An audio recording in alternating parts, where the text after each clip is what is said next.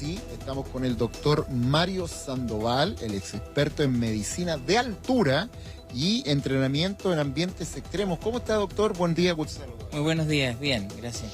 Bueno, estábamos escuchando ahí la conversación, muchas cosas desde el punto de vista de la medicina propiamente tal. ¿Qué pasó en este caso con un entrenamiento de madrugada en un lugar en el extremo norte del país donde la altura superaba los 4.000 metros, con criptos que no estaban vestidos quizás para lo que requería ese lugar, el factor altura? ¿Qué es lo que pasó también que termina con uno de los muchachos muertos? ¿Qué se hizo mal? ¿Qué se debería hacer? Primeras preguntas que lanzamos ahí sobre la mesa. Los detalles completos obviamente todavía se desconocen. Entonces, nosotros desde el punto de vista médico, a cualquier persona que suba a sobre 4.000 metros, le estamos exigiendo que tenga un comportamiento normal con la mitad del oxígeno que tenemos aquí. Con un ambiente seco, sin humedad. Por lo tanto, esa persona se deshidrata muchísimo. Además de deshidratarse, esa persona tiene menor temperatura ambiental y por lo tanto requiere subir su temperatura y va a perder más calorías. Entonces estamos en un ambiente extremo, el ambiente extremo es que corre riesgo. Existen 3 fenómenos que suceden habitualmente: la enfermedad aguda de montaña, que a todos los que hemos subido a alguna montaña nos ha pasado, dolor de cabeza, fatiga, falta de aire, tos, cansancio, no podemos dormir bien, entonces al día siguiente tampoco hemos descansado. El edema pulmonar de altura, que es una enfermedad grave que va a llenar los pulmones de agua y por lo tanto esa persona no va a poder respirar. Y finalmente el edema cerebral. Estos todos pueden darse en forma paralela y esto va a hacer que esta persona pueda estar hablando en coherencia, pueda responder en forma inadecuada y además de eso puede llevarlo a la muerte. Dicho eso, doctor, entonces, viendo a la luz de los datos que sabemos, sabemos algunas cosas de esto, ¿cuáles fueron los errores que se cometieron para una instrucción que me parece se tiene que hacer, pero bueno, parece que en otras condiciones? ¿Qué es lo que no debió haberse hecho en esta instrucción militar? A ver, lo primero es que uno tiene que examinar a las personas. No todos tenemos la misma tolerancia a la falta de oxígeno. Y cuando uno no tiene la misma tolerancia, yo puedo cursar con un edema pulmonar, un edema cerebral, no pasarme casi nada o tener una enfermedad aguda de montaña leve.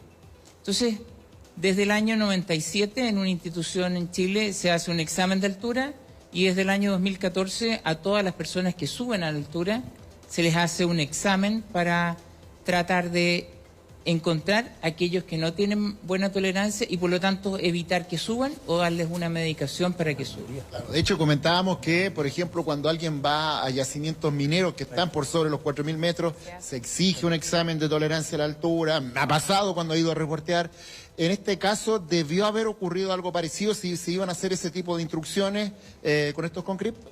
Es una condición que yo la estimo obligatoria para cualquier persona que suba, llámese conscripto, un civil minero o minero. Todo. Desde que se hace ese examen se han salvado muchas vidas. Antes de ese examen se morían trabajadores en la minería estando en su dormitorio, ¿ya? Así que la altura es un ambiente extremo y hoy día hay formas de abordarla que procuran el cuidado de las personas. Eso debiera haber pasado. El tema frío, el tema de la vestimenta, además, aparte de lo que usted plantea, deja sobre la mesa del chequeo previo. Eso puede haber sido un problema también, porque bueno, les dio también muchos problemas con el frío propiamente tal. Mira, la condición extrema de deshidratación por la hiperventilación, por la pérdida de agua en altura, más la falta de oxígeno, hacen que el generar calor sea más difícil. Y si yo no genero calor y además pierdo, ¿Roberto? Porque no tengo un buen abrigo, la posibilidad de que yo tenga congelamiento es muchísimo mayor. ¿Ya? Entonces, los congelamientos se dan básicamente en las extremidades, donde yo tengo mayor exposición de piel sin tanta grasita y por lo tanto hago una trombosis arterial y venosa y eso obstruye la circulación arterial y venosa, y por lo tanto no llega oxígeno, la extremidad se necrosa.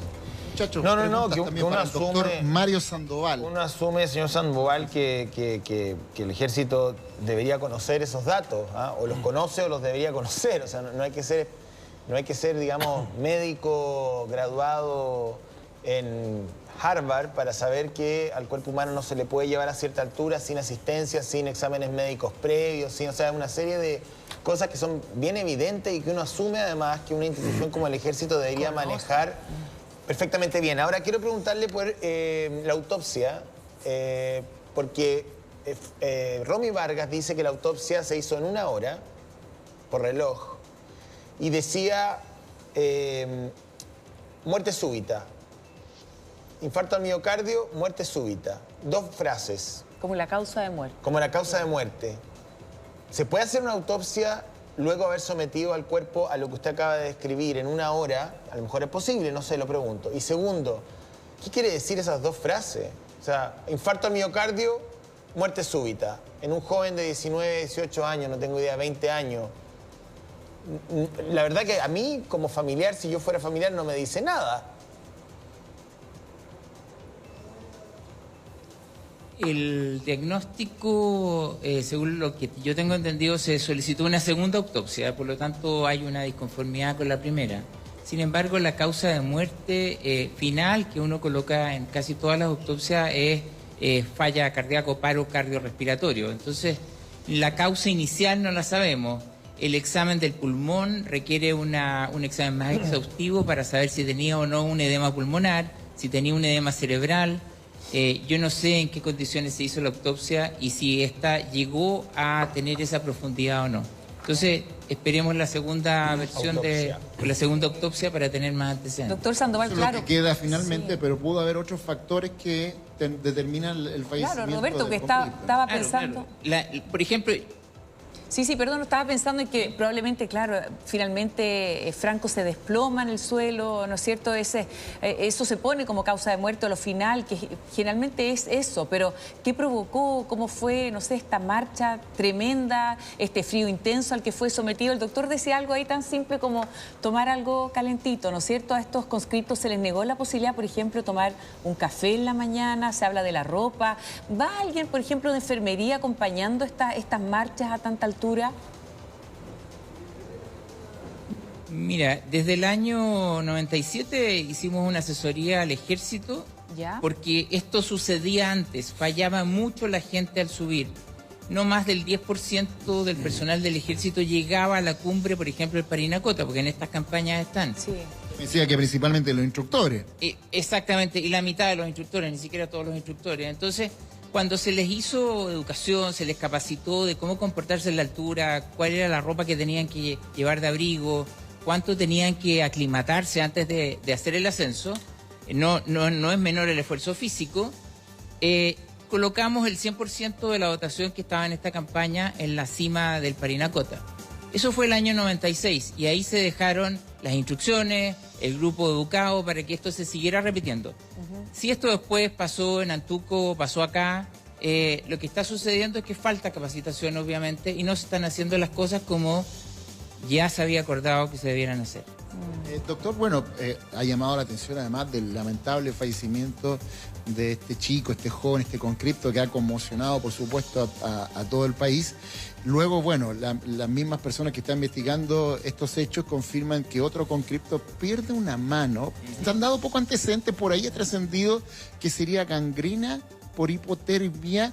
Yo quisiera que usted me explicara eso, no cometer una falta de tecnicismo por mi desconocimiento del tema. ¿Qué es lo que pudo haber pasado para que un chico que fue sometido a este estrés haya perdido una mano, se la haya tenido que extirpar? Le explicaba hace poco que hay una trombosis, ¿ya? Entonces eso se produce.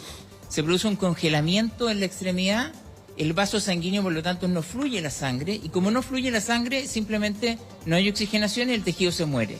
Y eso significa que, dado que no es viable, hay que amputarle la mano porque si no, esta trombosis avanza hacia el centro del cuerpo, ¿ya? Y es mucho más peligroso entonces mantenerle esa mano de esa manera. Doctor.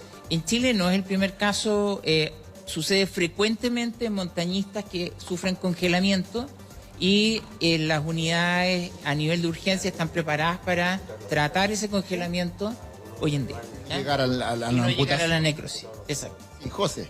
No, Gonzalo. Gonzalo. Hola, doctor. Mire, yo quiero preguntarle una precisión respecto al escenario servicio militar desde el punto de vista médico. ¿Siempre vamos a tener este riesgo tan alto de que ocurran estas cosas? ¿Sabe por qué se lo pregunto? Porque cuando uno, no sé, si lo llevamos esto a una sala de clase y nosotros medimos rendimiento de los alumnos, da lo mismo que hay algunos que llegan con mejor preparación, otros que son más inteligentes, más rápidos, más hábiles.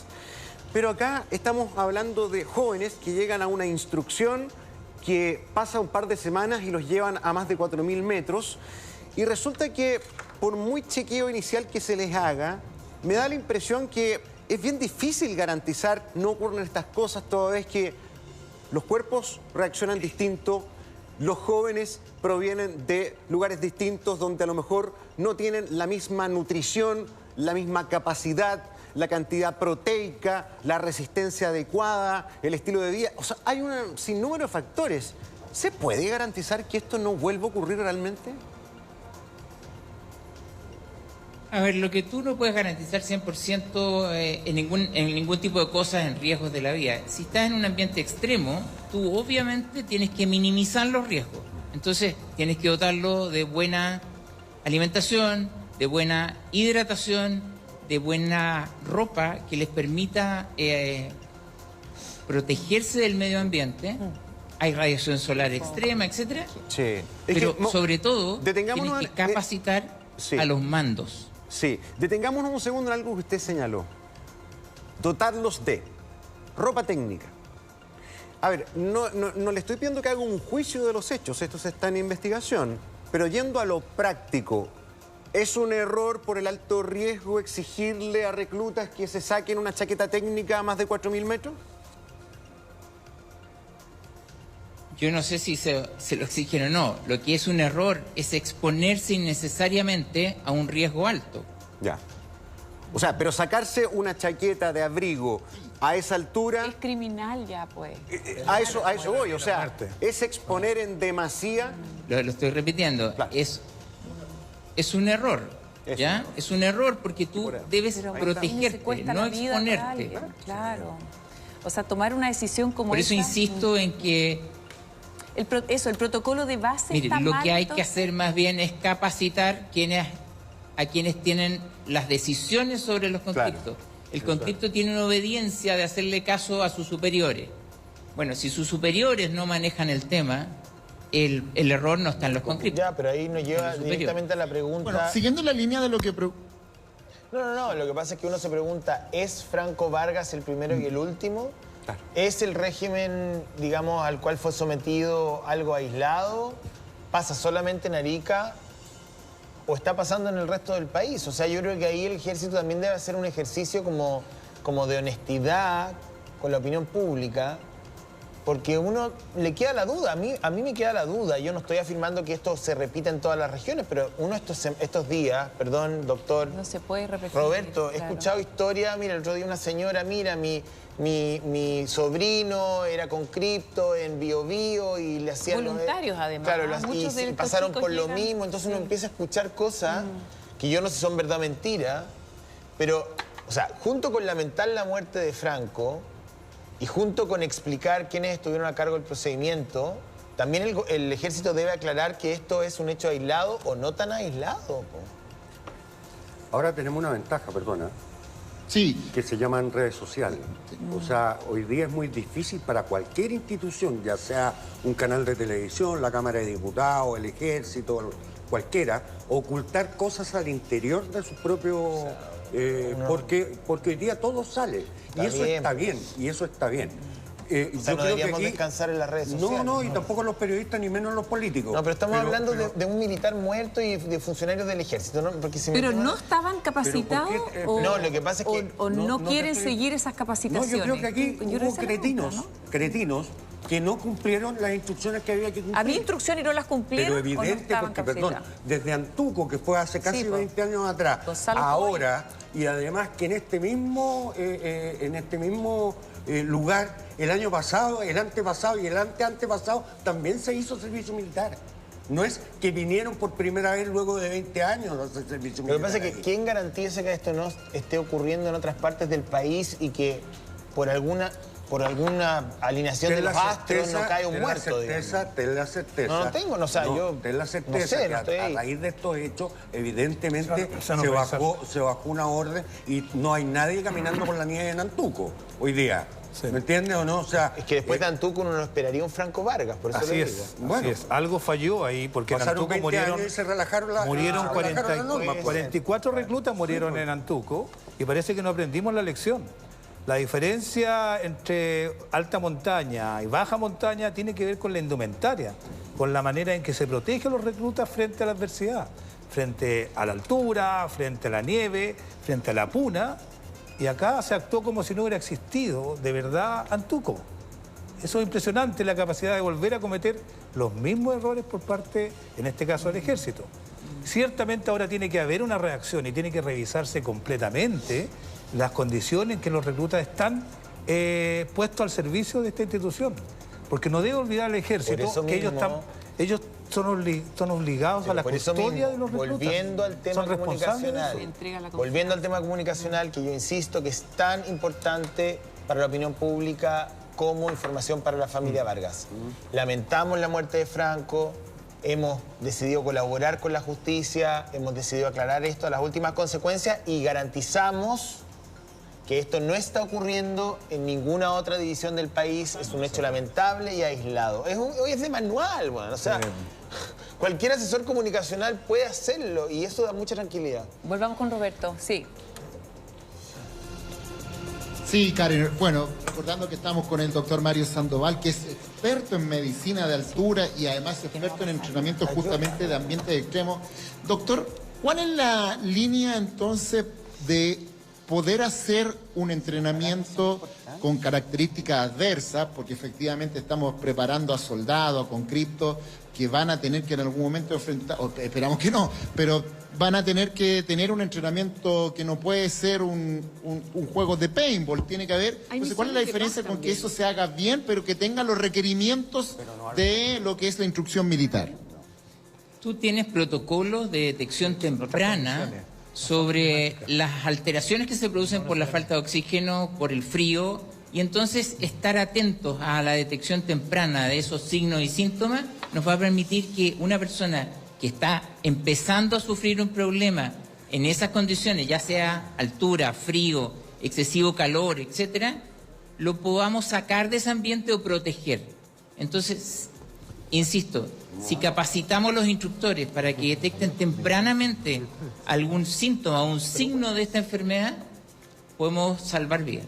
Ahí yo creo que es súper importante, doctor, viendo lo que ocurrió que en este caso, si hay algún conscripto, una persona que tiene un problema, que además no obedece a un tema de voluntad, sino que a un tema de salud, no puede ser que las autoridades tengan la decisión de tratarlo de poco hombre, de amanerado, de que no tiene la ganas de hacer una instrucción militar, sino que simplemente entender que una persona puede tener características distintas para enfrentar una condición de altura y extremo frío, ¿no?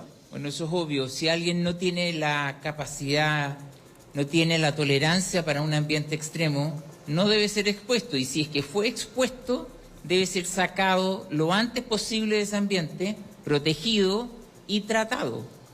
Porque además todos los cuerpos, todas las personas se comportan de manera distinta en la altura. Hay que decir, por ejemplo, lo voy a llevar a una cosa mucho más pedestre, el fútbol, por ejemplo, cuando van los equipos chilenos a jugar a La Paz en Bolivia, no es lo mismo cuando van los argentinos, los brasileños, que sufren una barbaridad. Los chilenos estamos más acostumbrados, además aquí en Chile hay parte en altura, ahí hay un ejemplo. Y hay un jugador que puede que se maree y el de al lado esté impeque. Debo desmentir eso, ¿eh? ¿Sí? Desmiéntame. Nosotros por primera vez ganamos La Paz el año 2002, si no me equivoco. Por primera vez. Y eso se debió a que los jugadores de fútbol fueron entrenados en cámaras hipováricas. Sí. Yo estuve a cargo de eso para recién ir a jugar a La Paz. Y fue la primera vez que ganamos. Por lo tanto, ni siquiera los deportistas están a salvo. ¿Ya? Con mayor Entonces, Yo lo decía más que nada desde una predisposición psicológica. Los argentinos y los brasileños, usted los puede poner en una cámara hiperbárica, igual arriba, es una cuestión mental. A eso más que nada iba, sí. Pero claro, efectivamente ahí hubo un trabajo, también otras veces se han ido a Calama, se han ido aclimatando, qué sé yo. Pero efectivamente el fondo de lo que quiero plantear es que puede que nosotros estemos a 4.200 metros y usted esté impeque y yo esté ahogado o viceversa. O sea, no todas las personas responden de la misma manera y por eso entonces Roberto, hay que tener estos protocolos que plantea usted. Parece mira, tan obvio. de todas maneras, esos protocolos debieran Parece seguir, tan existen, ¿ah? No es que sentido común. tengan que inventar, existen. Están publicados desde el año 2000, gratis en internet, así que es cosa de acceder. Las mutualidades los tienen, se aplican a diario. Sí. O sea, simplemente tienen que usarlo. José, gracias. No, yo valoro mucho, me manda un amigo mío información del doctor, me dice que usted es de una eminencia en temas de altura, que trabaja con las faenas mineras, o sea que no hay nadie más en Chile que sepa más de entrenamiento en altura o de exposición a la altura que el profesional que tenemos en pantalla. Así que gracias por esta entrevista, pero insisto que no estamos hablando de conscriptos que fueron llevados al planeta Marte, digamos, o a Plutón. O sea, todo lo que ha dicho el doctor es casi como de cultura general. O sea, la oxigenación, la ropa térmica, es como examen previo, el examen previo. ¿Se Entonces, hizo ese examen o no lo ¿Qué sé. antecedente? Preguntémosle a ver si el No lo diputado sé, Soto o sea, tiene ahí algún antecedente. una serie ¿Se de hace ese obviedades. examen a los conscriptos antes de subir? Porque la familia decía que... parece Bueno, que los no. antecedentes preliminares que hay es que no le hacen examen de altura. Y es grave porque son muchachos de distinta condición, pero ninguno se ve que viene de un sector alto de la sociedad. Muchos de ellos parecen no muy mal nutridos, o sea, no muy bien nutridos. Y ahí es más necesario que nunca tener un mecanismo de igualación, de saber cómo pueden reaccionar frente a la altura. Aquí se ha hablado de La Paz, por ejemplo, del Estadio La Paz de los jugadores. La Paz está mucho más abajo del lugar donde estaban estos Y conscriptos. así todo pega a la altura. Y claro, ellos iban a someterse a una condición extrema, como en la puna. La puna produce un malestar general. Yo he vivido sobre 5.000 metros sobre el nivel del mar. He estado en varias ocasiones y el mal de altura es terrible, colapsa uno completamente. Y además la montaña, y esto de la puna, ahí a ver si el doctor me lo puede ratificar. Ya voy solo un segundo para no perder ese hilo. Sí. Me quería sumar. No es solamente, o sea, no es la altura lo que define las zonas de puna, porque hay ocasiones en que hay lugares que pueden ser de 3.000, otros de 4.000 y te apunas en un punto de 3.000 metros. O sea, son zonas donde se produce una variación de presión o algunas condiciones que te hacen sentir muy mal, doctor, ¿sí o no?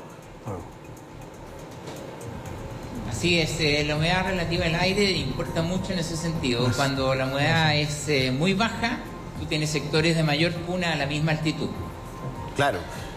Y, entonces, ¿cuál debería ser el mecanismo para testear a los chicos en un próximo entrenamiento? Porque de que hay que llevarlos a altura, hay que llevarlos. O sea, hay que preparar a conscriptos para que puedan, por ejemplo, defender nuestra frontera. Tenemos una cordillera de extremo a extremo.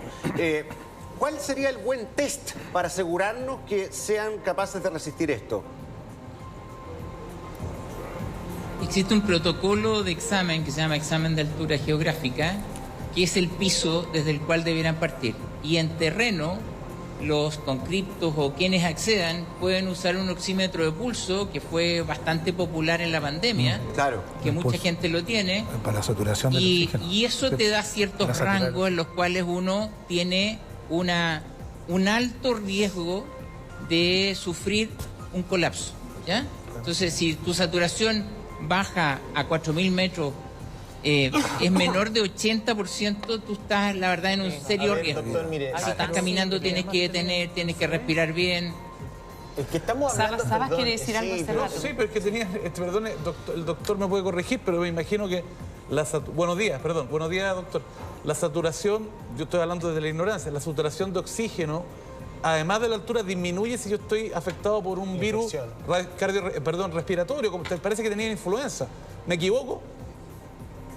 Obviamente, pero por lo tanto tú lo puedes detectar desde antes de subir.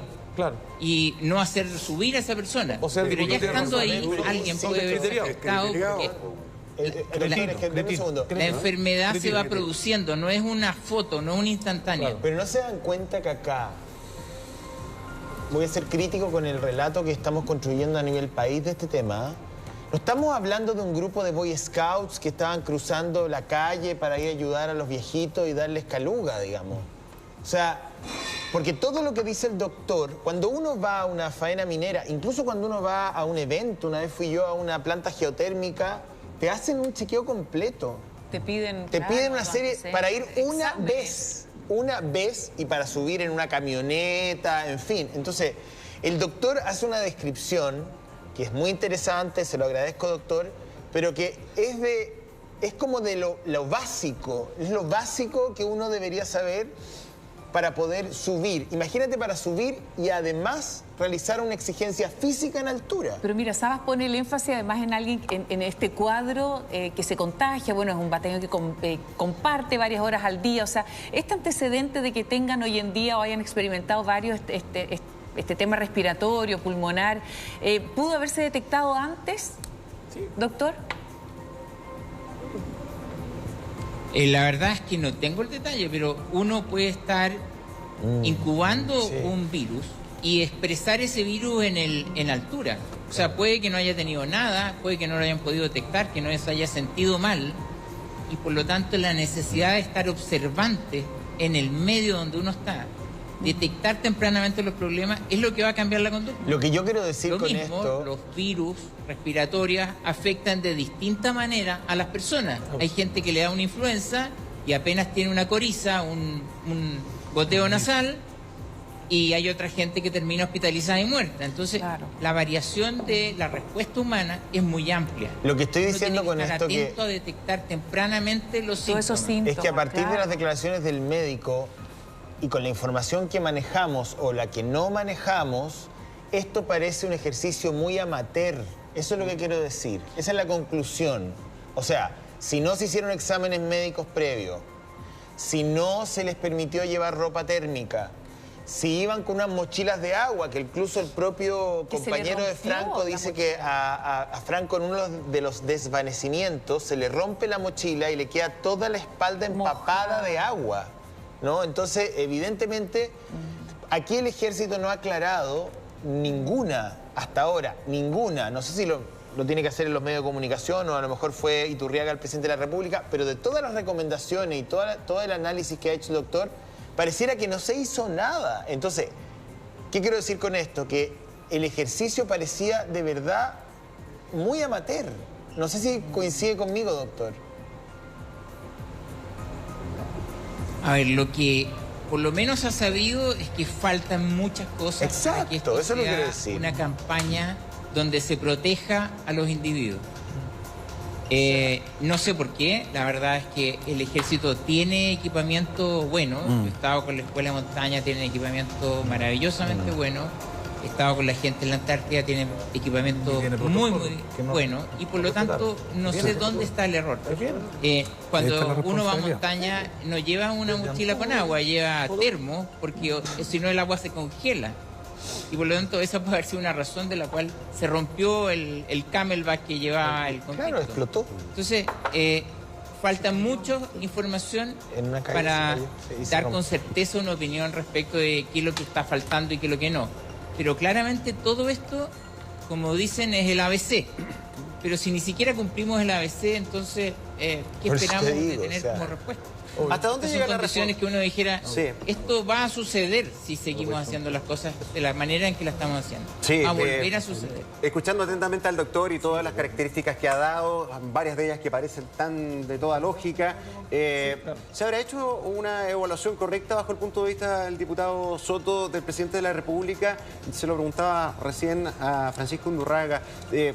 ¿Fue bueno ratificar al comandante en jefe del ejército en su cargo después de la reunión del viernes? Hay algunos que siguen teniendo una visión crítica de esto y que exigen que se debería haber ejecutado la responsabilidad de mando. ¿Usted cómo lo ve? Mira, yo creo que es grave lo que ha ocurrido porque al general Iturriaga se le mintió. Él es la más alta autoridad del ejército y durante varios días, incluso más de una semana, sus subalternos, el general de zona, que es de su confianza, porque él llegó a general de zona gracias a la promoción que hizo el propio general Iturriaga. Él le mintió en su cara y a su vez hacia abajo en la cadena de mando todos fueron mintiendo. Y por eso estamos hoy día especulando qué ocurrió, porque no hay claridad, no hay transparencia. Y en cuando... eso, ¿qué responsabilidad tiene Iturriaga? ¿Usted cree? Eso es muy grave porque en el fondo se pone en cuestión el liderazgo que tiene la institución. ¿Usted cree que hubiera sido más conveniente, por los hechos que describe y como una señal, sacarlo, removerlo de su... Yo en un inicio pensé que sí, porque su liderazgo estaba puesto en tela de juicio por estos mismos hechos. Sin embargo, él tomó decisiones difíciles, mandó a retiro, relevó a su mando. Es que no hay y retiro, sobre todo, es relevar del mando. No, pero hay dos vacas. Se fue de baja. Retiro. Él lo dio de baja, instantáneamente a él y al subalterno que es un coronel o comandante. Baja que aceptó el presidente. Claro, el en viernes. consecuencia, por ejemplo, eso no ocurrió en el caso de la tragedia de Antuco. Ahí hasta el final se mantuvo una cierta complacencia con los mandos de oficiales. Claro, ahí hubo alguien que desde adentro dijo. Por eso es importante, creo yo, que a pesar de todo se mantenga el general Iturriaga. Pero al mismo tiempo creo que la justicia militar no debiera revisar este asunto. Porque si los involucrados le mintieron en su cara al propio comandante en jefe, seguro le van a mentir al fiscal militar que tiene un rango muy inferior. Sí, perdón, por eso no comparto sigan con lo la que conducta dice lamentable. la familia de Franco Vargas. Pero esa de que discusión tiene va que a seguir, tener... ¿ah?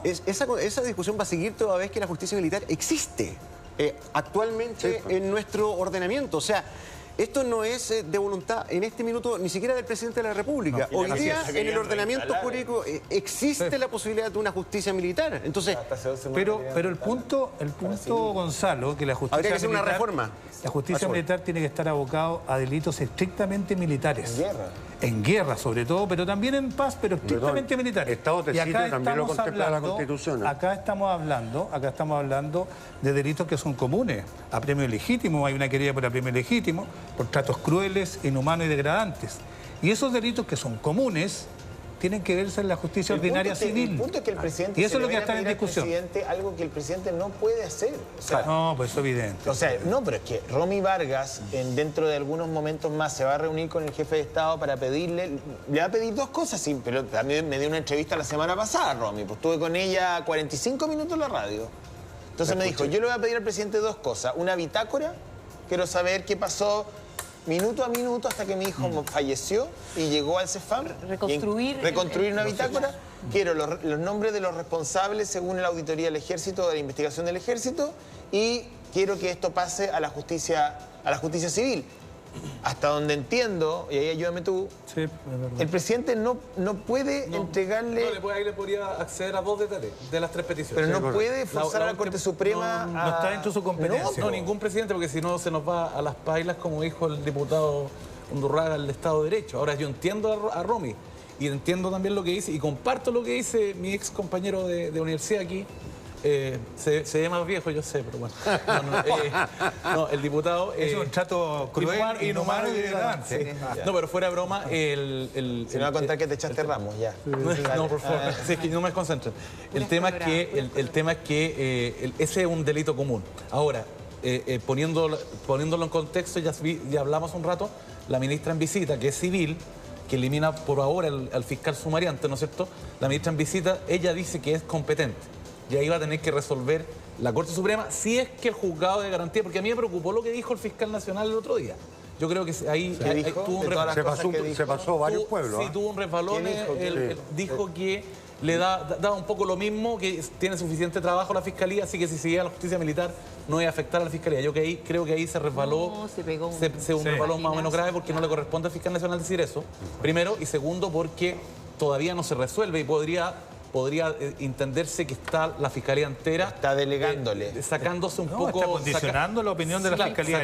Sacándose un poco el bulto, digamos. ¿Pero es exagerado pensar que Iturriaga debería haber dado un paso al costado? Sí. Lo pregunto directamente. ¿Es exagerado? Yo te contesto, sí. ¿Por qué? Sí, porque creo que él no tenía responsabilidad del mando en esto. A él lo engañaron, como muy bien dice el diputado. ¿No es preocupante que a un comandante en jefe le mientan y durante 11 días? Porque mañana le van a decir, oye, nos van a invadir. No, está todo perfecto. Y después vamos a encontrar con los tanques ahí en Angostura. Pero mira... Es complejo, pues, el liderazgo. Evidente que es complejo, pero con la misma fuerza y vehemencia que nosotros como oposición también, en varias oportunidades hemos pedido la responsabilidad política de los ministros. No es lo mismo, discúlpeme, no es lo mismo el caso Convenios que una muerte de una persona, vuelta a lo mismo. Oiga, yo vengo a conversar acá. No, está bien, pero yo no estoy de acuerdo con lo que usted está diciendo. Está muy bien, pero yo puedo... O sea, perdón, y se lo digo enfáticamente, porque aquí murió una persona, no puede ser lo mismo. ¿Quién ha negado que ha muerto una persona, porque el otro día Evelyn Matei dijo exactamente lo mismo. Dijo, bueno, pero nosotros como oposición hemos pedido también la renuncia de un ministro en el caso Convenio. O sea, a mí me parece, y discúlpeme que se lo diga, que la comparación es súper inoportuna. Mire, yo creo honestamente que el general Iturriaga no tiene responsabilidad sobre los hechos, sí tiene responsabilidad sobre la ausencia de ejecución, que es lo que se ha conversado acá, en relación a cómo se implementa el servicio militar en estas condiciones. Y yo eso no lo dudo, pero quien estaba responsable ahí era el general, que fue sacado del mando y fue dado de baja. Quien está en la zona por lo demás. No es que el comandante en jefe hubiese estado en la zona y él hubiese estado en esa campaña. Si él hubiera estado en esa campaña y se hubieran cometido las atrocidades que se señalan hoy día, evidentemente que tiene culpa y mando. Sí, y usted a la vez, bueno, usted defiende la permanencia del comandante en jefe, el diputado Soto también. Pero quedan con los detalles, porque... Ya, es que a eso quería ir, a los detalles, porque mire, acá ha habido sí un juicio crítico en términos de cómo se manejó esto comunicacionalmente, que no es pedirle a un comandante en jefe que sea un perito en las comunicaciones, pero acá había cosas que eran de perogrullo, obvio, que se hicieron muy mal, muy mal. Y lo otro es gestos. O sea, él es el líder máximo de una institución. Y fue súper doloroso escuchar aquí, cuando hablamos con los familiares, con la madre del chico fallecido, que ni siquiera había tenido una palabra directa del comandante en jefe. Entonces... Sí, yo creo que ahí las debilidades que ha tenido en este caso el general Iturriaga tienen que ver no solo lo comunicacional, que ha sido muy grave. Lo primero en una tragedia de esta magnitud es que él se hubiera conectado con el dolor de las familias. Ir al lugar e instalarse en el lugar como se hizo en Nantuco. Tendría que haber hecho gestos concretos, podría haber ido allá y haber estado con las familias, porque esas familias le confiaron la vida de sus hijos, adolescentes de 18 y 19 años, para que pudieran ser informados, pero sobre todo cuidado en su integridad física. Y hay un muerto, hay una persona que le han cortado parte de su extremidad, hay otros que están en estado de gravedad. Por lo tanto, yo creo que la magnitud de la tragedia obligaba al general Iturriaga a haber estado allá y tener gestos concretos. Pero también, bueno, yo no sé qué tan importante puede estar en Estados Unidos. Sí. Pero también han habido maniobras de ocultamiento. Aquí es fácil ver que han habido maniobras de ocultamiento de información. Ahora se sabe información que al principio se ocultó. Recordemos todo esto de en qué estado de salud llegó el conscripto Franco Vargas al CEFAM. Un segundo. Yo voy a dejar planteada una pregunta, vamos a volver con Roberto. Tenemos que entrar en el tema de la cartera de defensa. Sí. Porque las Fuerzas Armadas, hasta donde yo sé, no sé si esto habrá cambiado en los últimos 15 minutos, pero hasta donde yo sé, dependen del Poder Civil. ¿Sí? Por lo tanto, si el Poder Civil detecta que algo no está funcionando bien, yo entiendo que estaba el tema de los carabineros de Cañete y todo, pero hay que ser capaces de... Son ministerios aparte en todo caso. No, entiendo, pero la ministra está bien. Pero son ministerios aparte, son responsabilidades aparte. Entonces, ok, engañaron al comandante en jefe, 11 días, desafortunado. Pero también engañaron a todo el resto del aparataje que sostiene a las Fuerzas Armadas y la extensión que tiene el Ejecutivo. Entonces, la ministra tampoco sabía tanto, el subsecretario tampoco... Porque, o sea, todos se demoraron demasiado. Roberto. Volvemos contigo, Roberto, y con el doctor. Sí, estábamos escuchando acá con el... Sí, estábamos escuchando acá atentamente la conversación que ya entró en ribetes más políticos, pero bueno, estábamos escuchando acá con el doctor Mario Sandoval, experto en medicina de altura. Y bueno, doctor, lo que estábamos comentando también en paralelo es que aquí debiera haber una suerte de protocolo, de asesoría médica permanente en toda la rama de las Fuerzas Armadas y probablemente en toda entidad pública, privada, militar, civil, que tenga gente trabajando en altura. La altura no es algo que se pueda tomar a la ligera, tiene complicaciones que pueden terminar con la vida de personas. Ha ocurrido, puede seguir ocurriendo, ojalá que no, pero ese es más o menos lo que usted quiere plantear y dejar sobre la mesa, ¿no? La verdad es que sí. Si nosotros queremos disminuir estos casos, tratar de evitar que ocurran nuevamente, lo que tenemos que hacer es cambiar, reglamentar, y que, dado que existe suficiente experiencia y hay muchísimos profesionales que pueden hacer capacitación al respecto, hay capacitación incluso online, hay capacitación que puede ser seguida en el tiempo para ver si alguien se empieza a enfermar o no. Entonces, esos protocolos deberían ser transversales. Lo que acabamos de estar conversando ocurre en todas las Fuerzas Armadas de Chile, así que es algo que pudiéramos estar viendo en otros estamentos, y por lo tanto no nos sorprenda que el día de mañana aparecen en otras instituciones casos similares, porque nos falta hacernos cargo de este problema. Usted me decía que habías escrito un libro justamente con todos estos hechos que ocurren, cómo prevenirlos, qué protocolos tomar, qué medidas, más o menos un poco, si nos puede hablar cortito de ese libro. Ese libro fue escrito el año 2000, las condiciones de exposición de síntomas y signos no han variado en nada. ¿Cómo se llama el libro? Se llama Nutrición, Ejercicio en Altitud. ¿Ya? Está disponible en internet, ¿ya? Y si buscan por mi nombre y Altitud lo van a encontrar. Ahí pueden aprender algo respecto de medicina de altura, respecto de los síntomas que tienen que detectar y también cómo tratarse. Y esto lo pueden también difundir dentro de los estamentos de las Fuerzas Armadas, con el objeto de que ellos aprendan y prevengan, hagan prevención de la enfermedad de montaña, del edema cerebral, del edema pulmonar, y evitarnos muertes en el día de mañana. Hasta nosotros mismos, los periodistas, yo le contaba al doctor que alguna vez me tocó reportear en varias oportunidades en Colchane, yo al menos lo pasé pésimo. Tú, Gonzalo, también estuviste ahí con un dolor de cabeza que no me lo sacaba nada, porque ahí en Colchane las condiciones son bien adversas, y ahí incluso estuvimos con varios efectivos militares que estaban ahí, sobre todo en la noche, que hay 10 grados bajo cero, con altura, seco además, pues, condiciones muy adversas. Les pasa a las tripulaciones de los aviones cuando llegan al aeropuerto del Alto en La Paz. Abren las puertas y la mitad de la tripulación normalmente se cae. Así que no es raro, ¿ya? Por favor, tomemos conciencia que somos un país que tiene una cordillera enorme, y que esto es el día a día de lo que nos tenemos que enfrentar. Sí. En Bolivia venden unas pastillas que se llaman Sorochipil, que es para la altura. Para el mal de altura. Pero es muy raro todo, porque, no sé, el tema de la altura es bien misterioso, doctor, es bien difícil de entender a veces, porque a mí una vez me tocó ir al Plomo, que tiene 4.800, 5.200 metros. 5.200 metros, y soporté, pero fui al Cusco, que está mucho más abajo, y me dejaron sentado en un berger con oxígeno. Me sentía como la mona, entonces es bien... Depende cómo te pille. Claro, cómo te pille. El mal de altura está el Cusco. ¿Puedo hacer un punto político? Es súper distinto. Voy a hacer un punto político. Perdón, cortito.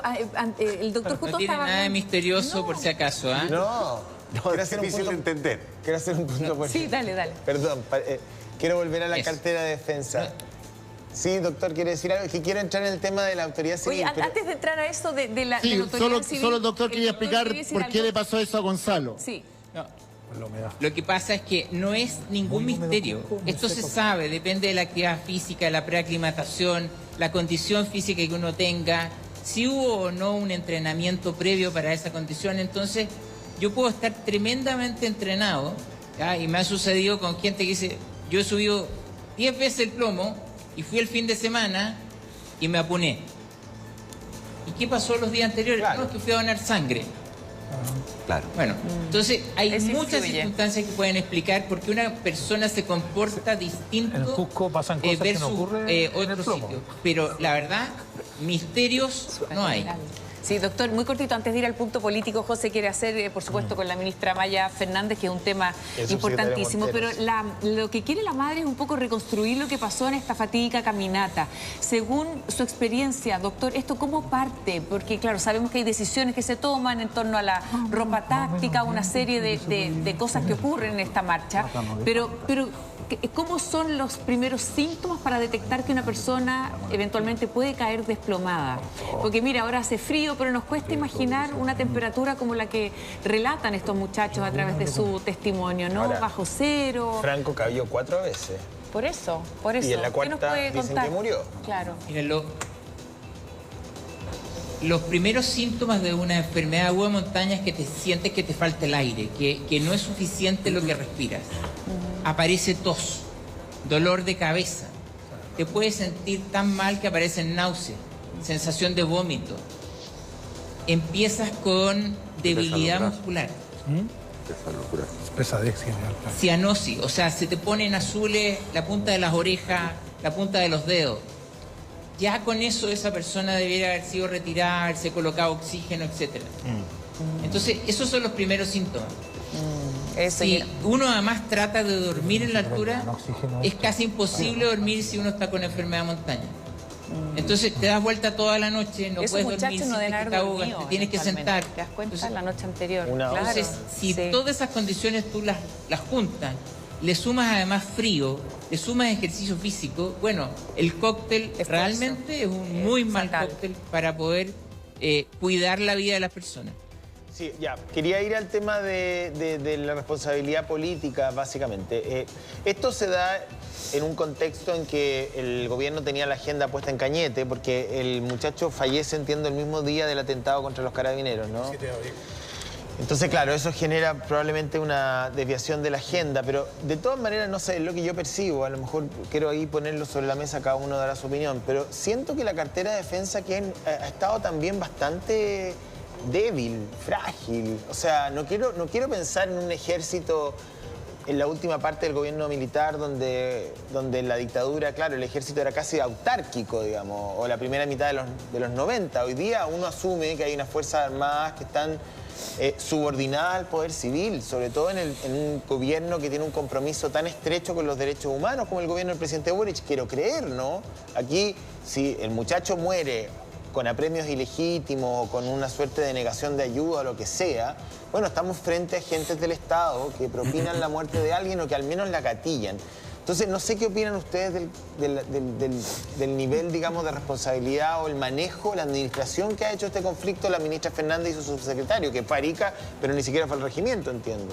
Mira, tal como tú lo has venido señalando hace bastantes días, yo creo que aquí nadie le tomó el peso a esto.